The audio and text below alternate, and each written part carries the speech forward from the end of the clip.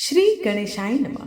नमस्कार दोस्तों, आप समस्त श्रोतागण का आपके YouTube चैनल जीवन अमृत पर हार्दिक अभिनंदन है। आज की वीडियो में हम बात करने वाले हैं सकट चौथ की, जो कि माघ माह के कृष्ण पक्ष की चतुर्थी तिथि को मनाते हैं। सकट चौथ को तिलकुट चौथ चतुर्थी, लंबोदर संकष्टी चतुर्थी, माघी चौथ, माघ संकष्टी चतुर्थी आदि नामों से जाना जाता है। इस दिन व्रत रखकर गणेश जी की पूजा करते हैं और रात्रि के समय में चंद्रमा को अर्घ्य देकर व्रत को पूर्ण किया जाता है। पूजा के समय गणेश जी को तिलकुट का भोग लगाते हैं। साथ ही गणेश जी की कृपा से संतान को सुरक्षित करते हैं और उसका जीवन सुखमय हो जाता है। तो आइए जानते हैं कि सकट चौथ कब पड़ रही है, सकट चौथ का मुहूर्त क्या है और इस दिन चंद्र उदय का समय क्या है। चतुर्थी तिथि का प्रारंभ 6 जनवरी मंगलवार सुबह 8:02 से होगी। वही चतुर्थी तिथि का समापन 7 जनवरी बुधवार सुबह 6:52 तक है। सकट चौथ अर्थात तिल चौथ 6 जनवरी 2026 दिन मंगलवार को मनाई जाएगी। अब हम बात करते हैं कि 6 जनवरी 2026 दिन मंगलवार का शुभ पंचांग क्या है। ब्रह्म मुहूर्त सुबह 5:37 से 6:24, सूर्योदय सुबह 7:13, सूर्यास्त शाम 5:52। इस दिन भद्रा काल सुबह 8:01 तक है, जो कि मृत्यु लोक में है। जो भी लोग भद्रा काल को मानते हैं तो वो 8:01 के बाद पूजा आरंभ करेंगे। इस दिन प्रीति योग रात्रि 8:21 तक, बाद में आयुष्मान योग बनेगा। इस दिन गणपति जी की पूजा का शुभ मुहूर्त अभिजीत मुहूर्त में दोपहर 12:11 से 12:54 है। इस दिन राहु काल का समय दोपहर 3 बजे से लेकर 4:30 तक है।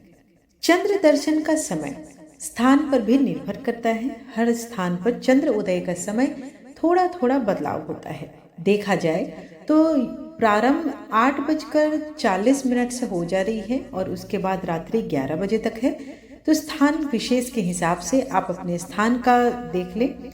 ऐसे 6 जनवरी 2026 को मंगलवार को व्रत खोलने और चंद्रमा को अर्घ्य देने का समय रात्रि 9:07 है। गणेश चौथ के दिन एक चीज और विशेष है कि सकट चौथ के दिन प्रीति योग जो बन रहा है वो प्रातः काल से लेकर रात्रि 8:21 तक है। इसके बाद से आयुष्मान योग है। सकट चौथ की गणेश पूजा प्रीति योग में होगी। वहीं चंद्रमा को अर्घ आयुष्मान योग में दिया जाएगा। सकट चौथ के दिन अश्लेषा नक्षत्र भी है, जो कि प्रातः काल से लेकर दोपहर 12:17 तक रहेगी। इसके बाद मघा नक्षत्र प्रारंभ है।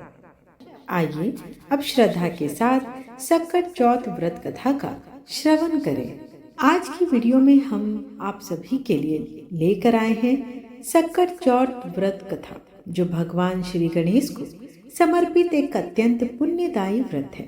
माघ मास के कृष्ण पक्ष की चतुर्थी तिथि को किया जाने वाला यह व्रत संतान सुख, परिवार की रक्षा और सभी संकटों से मुक्ति प्रदान करता है। तो आइए श्रद्धा और भक्ति के साथ इस पावन कथा को सुने। सकट चौथ की आप सभी को हार्दिक शुभकामनाएं। भगवान श्री गणेश आपके जीवन से समस्त दुख, बाधाएं और संकट को दूर करें। आपको उत्तम स्वास्थ्य, सुख, समृद्धि, संतान सुख और मंगलमय जीवन का आशीर्वाद प्राप्त हो।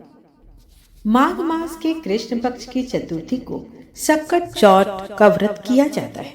यह व्रत भगवान गणेश को समर्पित है। इसमें माताएं अपनी संतान के लिए व्रत करती हैं। इस साल 2026 में यह पावन पवित्र व्रत 6 जनवरी को रखा जाएगा। इस व्रत में माताएं निर्जला व्रत करती हैं। शाम को चंद्रमा को देखकर व्रत खोलती हैं। इस व्रत में चंद्रमा की पूजा का भी एक विशेष महत्व है। इस व्रत में गणपति जी को तिल से बने तिलकुट का भोग लगाया जाता है, इसलिए इसे तिलकुट का भोग लगाए जाने के कारण इसे तिलकुटा चौथ भी कहा जाता है। एक साहूकार और एक साहूकारनी थी। वह धर्म पुण्य को नहीं मानते थे, इसके कारण उनको कोई बच्चा नहीं था। एक दिन साहूकारनी पड़ोसी के घर गई। उस दिन सकट चौथ था। वहां पड़ोसन सकट चौथ की पूजा करके कहानी सुना रही थी। साहूकारनी ने पड़ोसन से पूछा कि तुम क्या कर रही हो। तब पड़ोसन बोली कि आज चौथ का व्रत है, इसलिए मैं कथा सुना रही हूँ। तब साहूकारनी बोली, चौथ के व्रत को करने से क्या होता है? तब पड़ोसन बोली, इसे करने से अन्न, धन, सुहाग, पुत्र सभी चीजों की प्राप्ति होती है। तब साहूकारनी कहा, यदि मेरा गर्भ रह जाए तो मैं 1.25 सेर तिलकुट करूंगी और चौथ का व्रत भी करूंगी। श्री गणेश भगवान की कृपा से साहूकारनी को गर्भ रह गया तो वह बोली कि मेरे लड़का हो जाए तो मैं 2.5 सेर तिलकुट करूंगी। कुछ दिन बाद उसको लड़का भी हो गया तो वह बोली कि हे चौथ भगवान, मेरे बेटे का विवाह हो जाएगा तो 5.25 सेर का तिलकुट करूंगी। कुछ वर्षों बाद उसके बेटे का विवाह तय हो गया और उसका बेटा भी विवाह करने चला गया, लेकिन उस साहूकारनी ने तिलकुट नहीं किया।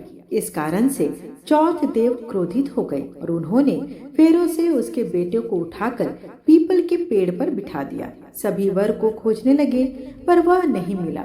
हताश होकर सारे लोग अपने अपने घर को लौट गए।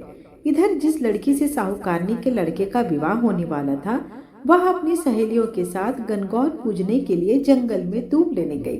तभी रास्ते में पीपल के पेड़ से आवाज आई, ओ मेरी अर्धब्याही।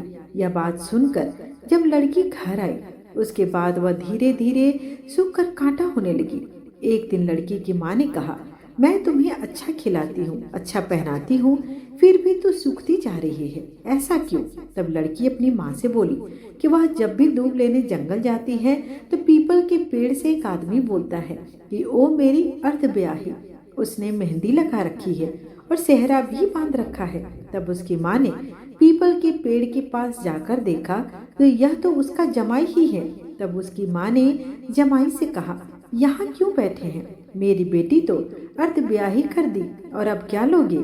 साहूकारनी का बेटा बोला, मेरी माँ ने चौथ का तिलकुट बोला था लेकिन नहीं किया, इसलिए चौथ माता ने नाराज होकर यहाँ बैठा दिया है। यह सुनकर उस लड़की की माँ साहूकारनी के घर गई।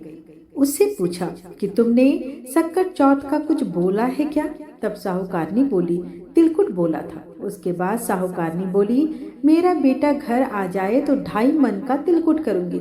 इससे श्री गणेश भगवान प्रसन्न हो गए और उसके बेटे को फेरों में लाकर बैठा दिया। बेटे का विवाह धूमधाम से हो गया। जब साहूकारनी ने बेटा एवं बहू को आते देखा तब साहूकारनी ने 2.5 मन तिलकुट किया और बोली, हे चौथ देव, आपके आशीर्वाद से मेरे बेटे और बहू घर आए हैं, जिससे मैं हमेशा तिलकुट करके व्रत करूंगी। इसके बाद सारे नगर वासियों ने तिलकुट के साथ सक्कट व्रत करना आरंभ कर दिया। हे सक्कट चौथ, जिस तरह साहूकारनी को बेटे बहू से मिलवाया, वैसे ही हम सबको मिलवाना। इस कथा को सुनने वालों का हमेशा भला करना। प्रेम से बोलो सक्कट चौथ की जय, श्री गणेश की जय। वहीं सक्कट चौथ से जुड़ी एक दूसरी भी कथा जो कि काफी प्रचलित है, उसका भी रसपान करते हैं। अगर आपको अभी तक कथा पसंद आ रही हो तो वीडियो को लाइक, शेयर और सब्सक्राइब अवश्य करिएगा। सतयुग की बात है, राजा हरिश्चंद्र के नगर में पूरी प्रजा सुखपूर्वक निवास करती थी। वहां पर ऋषि शर्मा नामक एक ब्राह्मण अपनी धर्म पत्नी और पुत्र के साथ निवास करते थे। जब उनका पुत्र छोटा होता है तभी उस ब्राह्मण की मृत्यु हो जाती है और उसकी पत्नी अपने पुत्र का पालन पोषण करने लगती है। ब्रह्माणी भगवान गणेश की परम भक्त थी, इसलिए वह हर संकट चौथ पर व्रत रखती और गणपति जी की पूजा अर्चना करती थी। एक दिन उनका पुत्र पूजन स्थल पर पहुंच जाता है और वहां पर रखी भगवान गणेश की प्रतिमा को खिलौना समझकर खेलने लगता है। वह खेलते खेलते घर से बहुत दूर निकल जाता है और शाम को घर वापस नहीं लौटता है। उस नगर में एक कुम्हार भी रहता था जो ऐसे ही एक छोटे बच्चे को ढूंढ रहा था। वह कुम्हार मिट्टी के बर्तनों को बनाने के लिए काफी मेहनत करता था, लेकिन उसका आव गर्म ही नहीं रहता। आव यानी आग की जो भट्टी होती है जिसमें बर्तन को आप पकाते हैं। कुम्हार उस आव में जब भी आग जलाता था तो वह कुछ समय बाद बुझ जाती थी, जिसके कारण उसकी मिट्टी के बर्तन कच्चे रह जाते थे। चूंकि इसी से उसकी रोजी रोटी चलती थी, इसलिए वह काफी परेशान और चिंतित रहने लगा था। एक समय अपनी समस्या को दूर करने के लिए वह एक तांत्रिक के पास जाता है और उससे इस समस्या का हल पूछता है। तब वह तांत्रिक उसे बोलता है कि तुम उस आवा के बीच में किसी छोटे बालक की बलि दो, उसमें आग जलती रहेगी और तुम्हारे बर्तन पक जाएंगे। संयोगवश उसे ब्राह्मणी का खोया हुआ पुत्र मिल जाता है और वह उसे पकड़ ले आता है। इसके पश्चात वह उस बालक को आवा के बीच में बैठा देता है और अपने बर्तनों को रखकर आग प्रज्वलित कर देता है। जब सुबह वह कुम्हार अपने बर्तनों को देखने के लिए आवे के पास जाता है तो वह आश्चर्यचकित रह जाता है। उस बच्चे को एक खरोच तक नहीं आती है और भगवान श्री गणेश जी की प्रतिमा के साथ खेल रहा होता है। उस आवे के सारे बर्तन भी पक जाते हैं, लेकिन बच्चा बिल्कुल सुरक्षित बच जाता है। इस घटना के बाद कुम्हार डर जाता है और राजा के समक्ष अपने इस कृत्य के बारे में बता देता है। उधर बालक की माँ भी उसे परेशान होकर ढूंढ रही होती है और अत्यंत दुखी हो जाती है। जब राजा के माध्यम से माँ को अपने पुत्र की खबर मिलती है तो वह राजा के दरबार में पहुंच जाती है। राजा उससे पूछते हैं कि तुम्हारा बच्चा किस प्रकार सुरक्षित बच गया है। तो वह बताती है, हे राजन, मैं कोई टोटका नहीं जानती। भगवान गणेश मेरे अपार आस्था है और मैं उनका पूजन करती हूँ और सकट चौथ का व्रत रखती हूँ। तब लोगों को इस व्रत की महिमा समझ में आ जाती है और तभी से महिलाएं अपनी संतान और परिवार के लिए, सौभाग्य और लंबी आयु के लिए इस व्रत को करने लगती हैं। प्रेम से बोलिए गणेश भगवान की जय। आइए अब हम चौथ माता की व्रत कथा का भी रसपान करेंगे। एक समय की बात है कि विष्णु भगवान का विवाह लक्ष्मी जी के साथ निश्चित हो गया। विवाह की तैयारी होने लगी।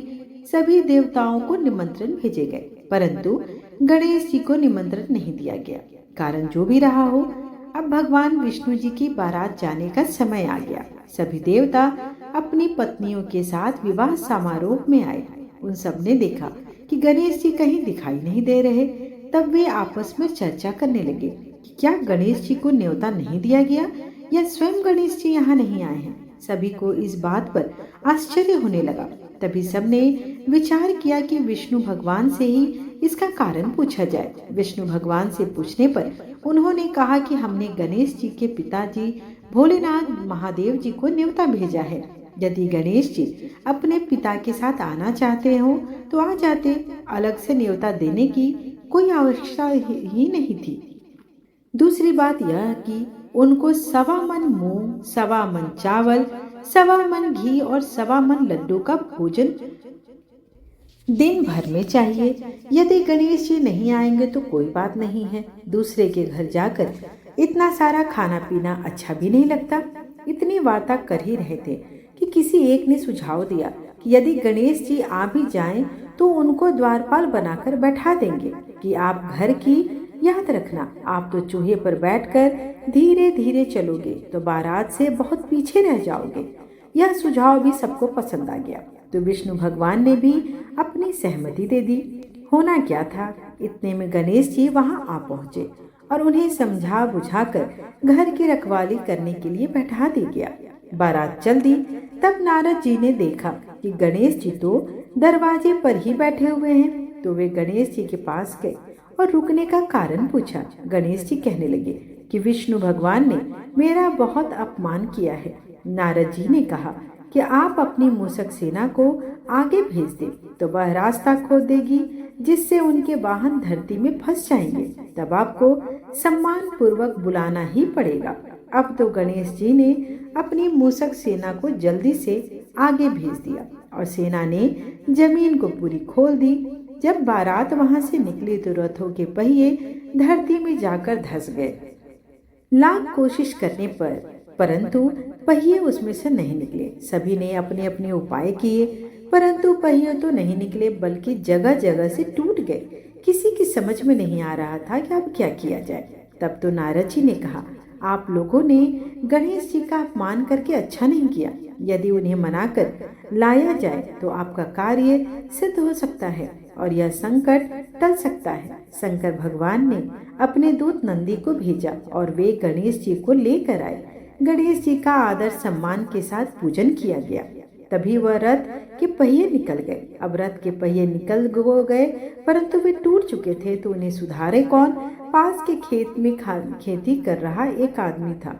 उसे कार्य करने से पहले श्री गणेशाय नमः कहकर गणेश जी की वंदना मन ही मन करने लगा। देखते ही देखते उस इंसान ने सभी पहियों को ठीक कर दिया। तब हाथी कहने लगे कि हे देवताओं, आपने सर्वप्रथम गणेश जी को नहीं मनाया होगा और न ही उनकी पूजा की होगी, इसलिए तो आपके साथ यह संकट आया है। हम तो मूर्ख अज्ञानी हैं, फिर भी पहले गणेश जी को ही पूजते हैं, उनका ध्यान करते हैं।